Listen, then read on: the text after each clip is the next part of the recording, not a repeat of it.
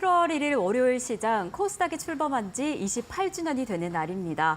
1996년에 시가총액 7조 6천억 원으로 시작해서 벌써 28년이라는 시간이 지난 건데요. 이렇게 코스닥의 생기를 맞이해서 상반기 코스닥의 흐름은 어땠는지, 하반기는 어떻게 흘러갈지 이야기 나눠보려고 합니다. 오늘 특별한 이야기 나눠주실 SK증권의 허선재 연구원님 나와주셨습니다. 어서 오세요. 안녕하세요. 네, 안녕하세요. 연구원님, 진짜 시간이 너무 빠른 것 같습니다. 벌써 28주년이란 시간이 코스닥 시장 안에서 흐르기도 했고 벌써 2024년 상반기 반이 지나간 상황인데 우선 저희가 오늘 코스닥에 대해서 자세한 이야기 나누기 전에 상반기 코스닥은 어땠는지, 상반기 중소형주 시장이 어땠는지 이야기 나눠보면 좋을 것 같습니다. 상반기 좀 어떻게 보셨을까요? 일단 상반기에는 중소형주 시장 자체가 굉장히 좀 난이도 높은 어려운 환경이 좀 지속되었다라고 봐주시면 될 것 같습니다. 우선 이제 AI 시장 성장 그리고 밸류업 정책 등에 따라서 이 대형주 위주로 수급이 좀 많이 쏠리면서 중소형주들은 좀 부진한 이런 수익률을 보여줬는데요. 특히 이 대형주와 그리고 주도 업종 안에서 순환매가 굉장히 빨리 돌면서 이 난이도가 굉장히 높은 시장이었다라고 봐주시면 될 것 같습니다. 실제로 코스피 200에 속한 이 대형주가 YTD 6.4% 오르는 동안 코스닥 지수 같은 경우는 마이너스 1.6% 하락한 바 있습니다. 네, 저희가 사실 정말 상반기에 시장 대응하기 쉽지 않으실 것 같다. 우리 투자자분들 쉽지 않으실 것 같다라는 이야기를 계속해서 전해드렸는데 특히나 코스닥 시장 안에서는 더 그런 현상이 좀 두드러졌던 것 같습니다. 이 코스피에 비해서 대형주에 비해서 코스닥이 조금 더 부진한 흐름을 보였기 때문에 참 쉽지 않은 시장이었는데 그렇다면 하반기에는 좀 어떨까요? 하반기에는 좀 나아질까요? 우선 하반기 같은 경우는 이제 금리 인하가 9월 그렇죠. 연말에 예정이 되어 있기 때문에 전반적인 분위기 자체는 이 상반기보다는 나아지겠다라고 판단을 하고 있는데 그럼에도 불구하고 이 대형주와 주도주 쏠림 현상은 여전히 좀 지속이 될 것 같다라는 뷰를 가지고 있습니다. 특히 이 금융투자소득세라는 이슈가 있기 때문에 이 대부분의 개인 투자자 수급이 몰려 있는 이 코스닥 쪽의 이 변동성이 더 커질 것이다라고 생각을 하고 있고요. 그렇기 때문에 이 하반기 중소형주 투자 전략을 조금 세워본다라고 하면은 첫 번째로는 이제 주도 업종에 속한 중소형주에 주목을 하고 그리고 두 번째로는 확실한 이 단기적 실적이나 주가 모멘텀을 갖고 있는 이런 중소형주 크게 이렇게 두 가지 정도에 주목할 만하다라고 보고 있습니다. 네, 하반기에도 뭐 변동성 강력할 수는 있지만 그래도 좀 분위기 나아지지 않을까라는 기대감을 가지면 좋을 것 같습니다. 그렇다면 이런 시장 안에서 이런 하반기 섹터 안에서는 어떤 업종, 종목에 좀 집중해 보시면 좋을까요? 네, 그 하반기 같은 경우는 네. 이제 7월부터 시작될 이 실적 시즌에 좀 면밀히 관심을 가질 필요가 있다라고 보고 있고요. 이번 실적 시즌이 중요한 이유는 크게 두 가지인데 첫 번째는 이제 기존 주도 업종 내에서 이 옥석 가리기가 조금 시작이 될 것 같고요. 그리고 두 번째로는 기존 주도 업종 이외에도 새로운 주도 업종이 좀 떠오를 수 있지 않을까라고 판단을 하고 있습니다.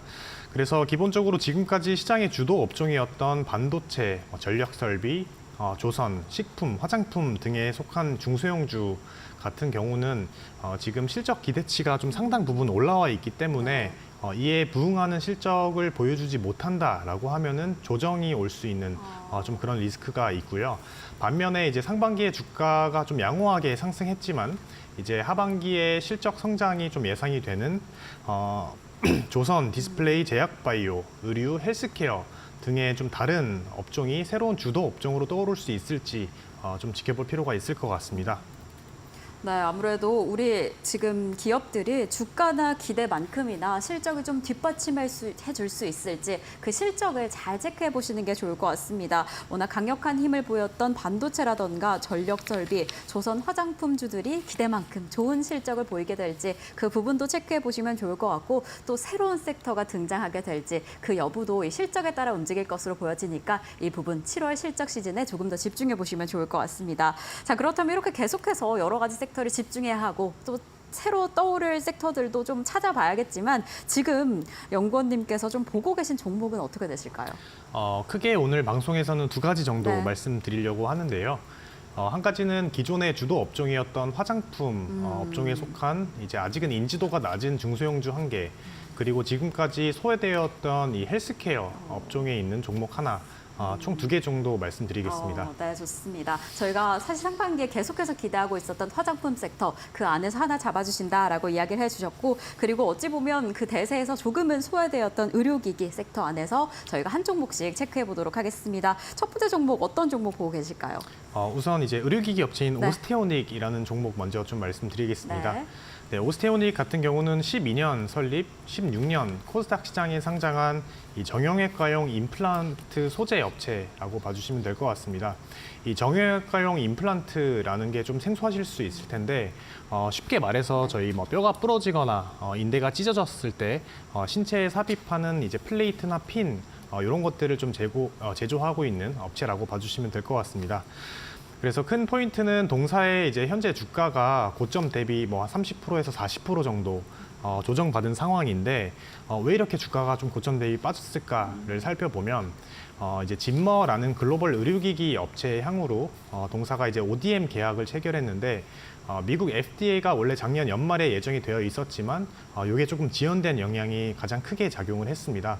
하지만 이제 요 FDA 인증 같은 경우는 빠르면 올해 3분기 한 8월 정도쯤이면은 나올 것으로 예상이 되기 때문에 지금 주가가 빠진 시점에서 충분히 좀 기대를 해볼 만하다라고 보고 있고요.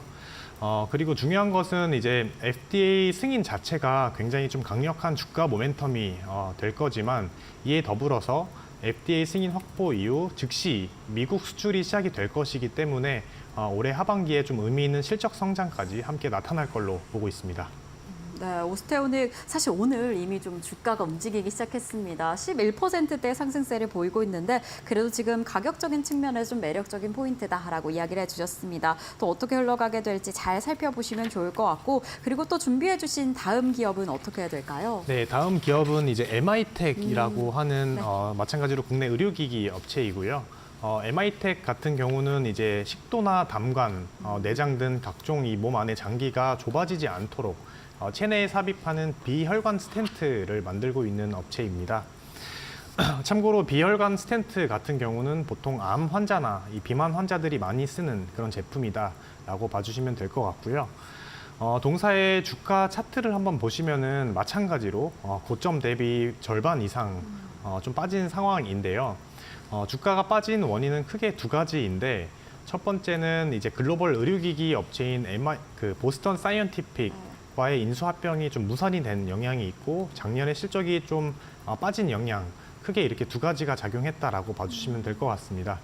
네, 하지만 이제 올해 같은 경우는 기존에 있었던 악재들이 좀 모두 해소가 다 됐고 앞으로는 분기별로 좀 좋은 실적 보여주면서 주가도 마찬가지로 계단식으로 함께 성장하는 그림 나타날 것 같습니다.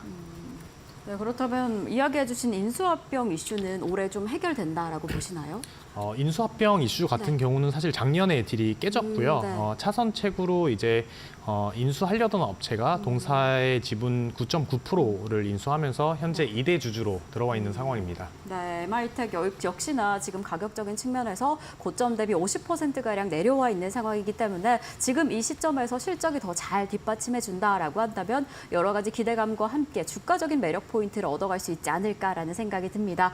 자, 이렇게 저희는 오늘 코스닥의 생일을 맞이해서 상반기 코스닥의 상황 그리고 하반기 코스닥 전망까지 살펴봤습니다. 오늘 연구원님께서 이야기해 주신 기업들 그리고 하반기의 흐름 조금 더 꼼꼼히 살펴보시면 좋을 것 같습니다. 자, 그럼 저희는 오늘 여기서 인사드리겠습니다. 오늘도 감사드립니다.